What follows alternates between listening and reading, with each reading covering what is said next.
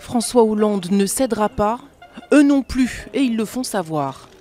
Cette fermeté, nous l'avons aussi et notre détermination est aussi intacte. Nous considérons toujours que cette loi est une infamie pour les salariés. C'est un jeu extrêmement dangereux que joue le gouvernement et qui joue aux apprentis sorciers. Et donc, effectivement, il porte la responsabilité de ce qui va suivre. Ce mouvement, quelle qu'en soit l'issue, laissera des traces.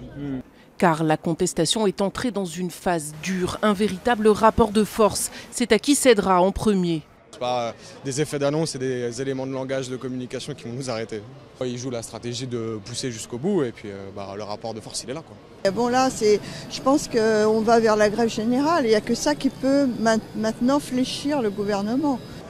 La grève générale, le mot est lancé, c'est bien ce qu'ils ont tous en tête aujourd'hui. Après les manifestations plus ou moins suivies, la mobilisation d'autres corps de métier redonne du souffle au mouvement. Les routiers, les cheminots, les salariés du secteur pétrochimique, ils en sont persuadés. Voilà des arguments que François Hollande va bien devoir entendre. Est-ce qu'on va bloquer les raffineries? Est-ce que les marins vont partir? Est-ce que d'autres catégories vont partir? C'est ça qui est important. Et si vraiment ça part, alors là, je peux vous assurer qu'en quelques jours, M. Hollande tiendra un autre discours.